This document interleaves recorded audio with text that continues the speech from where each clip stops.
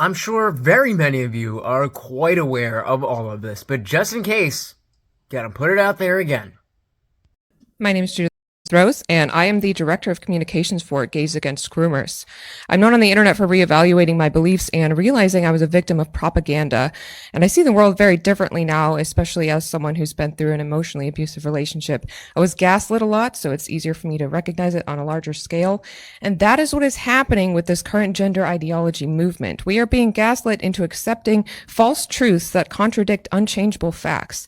And like the story of the emperor's clothes, many of us can see it but are hesitant to speak up because people in positions of power are reinforcing delusions as facts.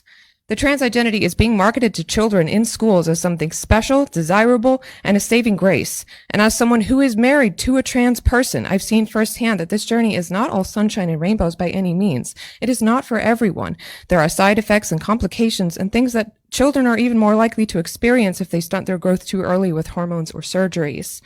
Children should not be introduced to these concepts during their development, and I can't think of anything more selfish than someone who used to be a man stepping into female spaces and insisting that this is what children should do, and without their parents' permission, no less.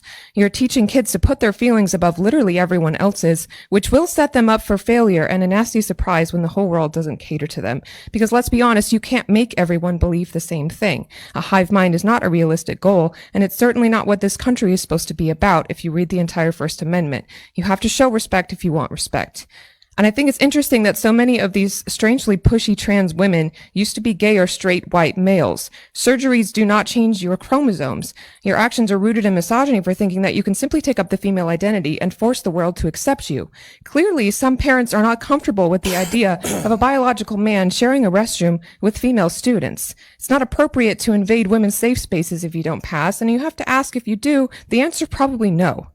It's hard for me to comprehend not only this level of disrespect of women who don't feel comfortable around a person who is biologically a man, but the parents who have every right to know what their children are learning and from who. I think the trans prefix exists for a reason because you're in a permanent transition you'll never complete, seeing as most trans people are on hormones for life, and if a biological man got a uterus implanted and tried to carry a child, this process would likely be fatal. That's because biology matters, and to try and teach children anything else is a dangerous mistake. People who believe that biology don't matter are living a lie and should not be teaching children about hormone therapy or puberty blockers. So I strongly suggest a recall of any such liabilities, since I'm guessing anyone teaching this has too much pride to step down and deal with an identity crisis privately instead of making it everyone else's problem. But a lot of people watching are probably going to purposefully misunderstand the fact that I'm really not saying this out of hatred. I'm saying it because the truth is the greatest gift we can give each other. The truth makes room for trust, and if we can't trust each other, we can't have healthy relationships or trust teachers with our children.